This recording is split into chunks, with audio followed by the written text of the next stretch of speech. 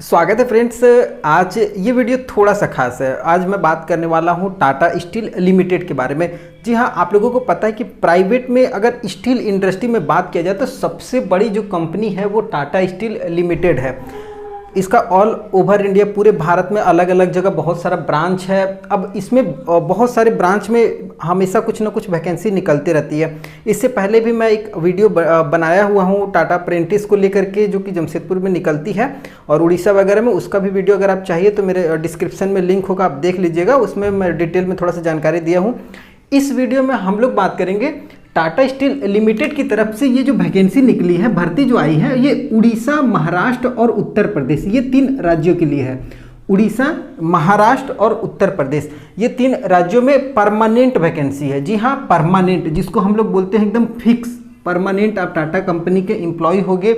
अब कैसे क्या होगा, क्या एजुकेशन मांगा गया है, आपका क्या क्वालिफिकेशन और क्या एज और कितना आपका एक्सपीरियंस वगैरह, सारा डिटेल में बात करेंगे। तो देखिए किस पोस्ट के लिए भर्ती निकली है ये मैं आपको बता देता हूँ। Associate engineer. जी हाँ, जैसे आप लोग कभी अगर आप नॉर्मल ग्रेजुएशन वगैरह भी जो किए होंगे, आप देखते होंगे आईबीपीएस वगैरह का एसोसिएट इंजीनियर का पोस्ट या एसोसिएट क्लर्क का इस तरीके की भर्ती आती है। तो यहाँ पर भी जो निकाली गई है वो एसोसिएट इंजीनियर के पदों पर, जो कि परमानेंट भर्ती है ये, जिसमें परमानेंट आप टाटा कंपनी के एम्प्लॉय होंगे। एसोसिएट इंजीनियर का ये पद है। इसमें मैं बात करूँगा एसडी, ये कोड है SDBB, इस तरीके का ये पोस्ट है एसोसिएट इंजीनियर का। अब इसमें बहुत इंपॉर्टेंट बात होती है एजुकेशन। सबसे इम्पॉर्टेंट है आपका पढ़ाई लिखाई कहाँ तक होना चाहिए। तो एजुकेशन की अगर बात करेंगे तो देखिए बेसिकली यहाँ पर जो मांगा गया है वो डिप्लोमा पास आउट, कोई भी 3 साल का डिप्लोमा। बेसिकली आप लोग को पता है कि 3 साल का डिप्लोमा होता है। अगर आपने अपना डिप्लोमा कंप्लीट किया हुआ है, अब किस किस ट्रेड से आपने कंप्लीट किया है वो भी मैं आपको यहाँ पर बता देता हूँ। जैसे अगर आपने इलेक्ट्रिकल से अपना डिप्लोमा किया हुआ है, या फिर आप मैकेनिकल से अपना डिप्लोमा किए हुए हैं, सिविल से हैं, या मेटलर्जी से हैं, या फिर आप मैकेट्रॉनिक्स से हैं, तो इस तरीके से आप इस ट्रेड से अगर आप यहाँ पर अपना डिप्लोमा कंप्लीट किए हुए हैं तो आप यहाँ पर अप्लाई कर सकते हैं। तो इस तरीके से यहाँ पर आपको पता चल गया किस किस ट्रेड वाले अप्लाई करेंगे। उसके साथ ही साथ मैं एक चीज़ और आपको बता देता हूँ कि अगर आपने RD टाटा से या JNTTE से भी अगर डिप्लोमा वगैरह का कोई कोर्स किया हुआ है तो भी आप यहाँ पर एलिजिबल होंगे। और आप अगर AICTC जो भी टेक्निकल इंस्टीट्यूट वगैरह है जहाँ से आपने डिप्लोमा कंप्लीट किया हुआ, अप्रूव्ड होना चाहिए, रिकॉग्नाइज्ड यूनिवर्सिटी होना चाहिए। डिस्टेंस लर्निंग वाले नहीं अप्लाई कर सकते हैं। जी हाँ, डिस्टेंस लर्निंग जो होता है वो अप्लाई नहीं करेंगे। जो मतलब इग्नू वगैरह इस टाइप से कोई कोर्स होता है, उस तरीके का जो भी स्टूडेंट अगर आपने डिप्लोमा किया हुआ तो आप यहाँ पर एलिजिबल नहीं होंगे। अब एक चीज़ और आपको बहुत इंपॉर्टेंट है, मैं आपको बता देता हूँ कि अगर आपने डिप्लोमा तो किया ही किया, साथ ही साथ यहाँ पर आपसे एक्सपीरियंस मांगा गया है। एक्सपीरियंस कब तक? 1 जुलाई 2022 तक आपको 3 साल का एक्सपीरियंस मांगा गया है, वर्किंग एक्सपीरियंस। आप इस ट्रेड से, जिस ट्रेड से आपने अपना डिप्लोमा कंप्लीट किया, उस ट्रेड में आपका 3 साल का, किसी भी एक ट्रेड में आपका 3 साल का एक्सपीरियंस होना चाहिए। एक्सपीरियंस बहुत ज़रूरी है। एक्सपीरियंस आपका 1 जुलाई 2022 तक 3 साल का एक्सपीरियंस कंप्लीट हो जाना चाहिए। अब एज का बहुत यहाँ पर इंपॉर्टेंट फैक्ट है। जनरल और OBC के लिए सेम रहता है, इसलिए कि प्राइवेट कंपनी है, इसमें OBC को छूट नहीं दिया जाता है। तो अगर आप 1 जुलाई से लेकर के 1 जुलाई 1990, 1 जुलाई 1990 से लेकर के 1 जुलाई 2004 के बीच में आपका, अगर आपका डेट ऑफ बर्थ है, जनरल और OBC, एक बार और, 1 जुलाई 1990 से लेकर के 1 जुलाई 2004 के बीच में अगर आपका डेट ऑफ बर्थ है तो आप यहाँ पर एलिजिबल हैं, अप्लाई कर सकते हैं। अगर आप SC ST में आते हैं तो 1 जुलाई 1987, 1987 से लेकर के 1 जुलाई 2004 तक SC ST वाले अप्लाई करेंगे। तो यहाँ पर आपको अंतर क्या दिख रहा है? SC ST वाले को 3 साल का यहाँ पर छूट दिख रहा है, ये 1987 तक के अप्लाई करेंगे, जबकि यहाँ पर 90 अप्लाई करेंगे, 1990 जिनका डेट ऑफ बर्थ है वो अप्लाई करेंगे। तो ये आपका एज का क्राइटेरिया हो गया। अब आप सैलरी वगैरह की बात कर लेते हैं, कितना आपका पेमेंट वगैरह बनेगा। तो 17,530 रुपया पर महीने का आपका सैलरी बनेगा। अगर पर ईयर की बात करेंगे तो 4.6 लाख, मतलब समझ रहे हैं, लगभग 4.5 लाख रुपया पर ईयर आपको यहाँ पर सैलरी बनेगी, जो कि परमानेंट होगा।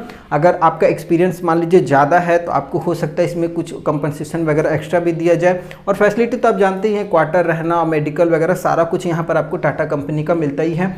अब आपको एक चीज़ और मैं आपको बता देता हूँ कि जैसे आपका इसमें जॉब परमानेंट होता है तो वो आपको किस किस एरिया में मिलेगा। तो ये जो भर्ती है बेसिकली निकल करके आई है अंगुल उड़ीसा से। जी हाँ, अंगुल उड़ीसा में एक टाटा कंपनी का यूनिट है, वहाँ से ये भर्ती निकल करके आ रही है। उसके बाद खोपोली महाराष्ट्र से है, वहाँ का ये एक यूनिट है टाटा स्टील का, वहाँ के लिए भी भर्ती निकली हुई है। और एक साहिबाबाद है उत्तर प्रदेश में। ये 3 जगह की भर्ती है। अगर आप अप्लाई करेंगे तो इन तीनों यूनिट में कहीं भी आपको दिया जाएगा, टाटा स्टील का किसी भी यूनिट में किसी भी ब्रांच में आपको दिया जा सकता है जॉब के लिए।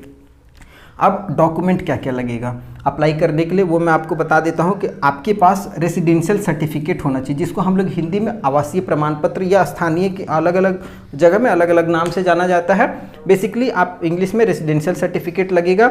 डिप्लोमा आपका कंप्लीट है तो डिप्लोमा का सर्टिफिकेट, उसके साथ साथ एक्सपीरियंस आपके पास होना चाहिए। आधार कार्ड जरूरी है और एक आप रिज्यूम अपना जरूर बना लें। जी हाँ, रिज्यूम बहुत ज़रूरी है। रिज्यूम आपको अपलोड करना होगा फॉर्म में। अब फॉर्म जो भरने का वो मैं अलग वीडियो मेरा आज अपलोड हो जाएगा कुछ देर में, तो आप वहाँ भी देख सकते हैं कैसे कैसे आपको फॉर्म को भरना है। एक एक स्टेप बाय स्टेप मैं आपको बता दिया हूँ उस पूरे वीडियो में। तो ये डॉक्यूमेंट आपके पास लगेगा। रिज्यूम आप अभी तक नहीं बनाया है तो रिज्यूम बनवा लीजिए, आपको फॉर्म में अपलोड करना है। अब बता देते हैं कि सिलेक्शन प्रोसेस कैसे है, कैसे आप सेलेक्ट होगे, क्या क्या आपको करना है। तो सबसे पहले मैं आपको बता देता हूँ सिलेक्शन प्रोसेस में आपका रिटन एग्जामिनेशन रखा गया है, जो कि ऑब्जेक्टिव टाइप से क्वेश्चन होगा ऑनलाइन, या आप रिटन देंगे। उसके बाद आपका इंटरव्यू होगा। 2 स्टेप है, रिटन और इंटरव्यू। उसके बाद आपका मेडिकल जो फिटनेस होता है वो आपको देना होता है कि अगर आप फुल्ली फिट है तब आप यहाँ पर कंपनी के एम्प्लॉय बनेंगे। ये 3 स्टेप हो गया। ये 3 आप स्टेप कंप्लीट करते हैं तो परमानेंट रोल पे आ जाओगे टाटा कंपनी का। आपको मैं बता ही दिया कि उड़ीसा से है भर्ती, महाराष्ट्र से है और उत्तर प्रदेश से। ये 3 जगह पे है। उड़ीसा के अंगुल में अंगुल यूनिट है वहाँ पर है, और खोपोली महाराष्ट्र में यूनिट है वहाँ पर है, और साहिबाबाद उत्तर प्रदेश में। तो ये फॉर्म आपका लाइव अभी चल रहा है, फॉर्म चालू हो चुका है। इसका लास्ट डेट यहाँ पर आपको मैं दिखा देता हूँ 31 जुलाई। जी हाँ, 31/7/2022 तक ये फॉर्म आप लाइव भर सकते हैं। इससे पहले आप ये फॉर्म को भर लेंगे और भरने का सारा प्रोसेस मेरा अगला वीडियो में आपको देखने को मिल जाएगा। आप उस वीडियो को देख करके भी फॉर्म को फिलअप कर सकते हैं। तो ये बहुत अच्छी रिक्रूटमेंट है। अगर आप प्राइवेट में किसी बड़ी इंडस्ट्री में परमानेंट जॉब पाना चाहते हो तो ये सबसे बेस्ट रिक्रूटमेंट है हमारे नज़र में। अगर आप डिप्लोमा किए हुए हो, अगर इलेक्ट्रिकल, मैकेनिकल, सिविल, मेटलर्जी या मेकाट्रॉनिक्स अगर आपने अपना डिप्लोमा कंप्लीट किया हुआ तो ये सबसे बेस्ट है यार। और इससे अच्छी अपॉर्चुनिटी प्राइवेट में टाटा कंपनी के अलावा नहीं कोई देगी, और फैसिलिटी तो इसकी शानदार है। आप इस यूनिट में आराम से रिक्रूट हो जाओगे। अगर वीडियो अच्छा लगा हो तो चैनल को सब्सक्राइब जरूर कीजिएगा, वीडियो को लाइक कीजिएगा। मेरा एक वीडियो जल्द ही अपलोड होगा, आपको फॉर्म फिलअप कैसे करना है एक एक स्टेप में मैंने सारा कुछ बताया हुआ है। अगले वीडियो में मैं फिर से आपके साथ मिलता हूँ, तब तक के लिए जय हिंद।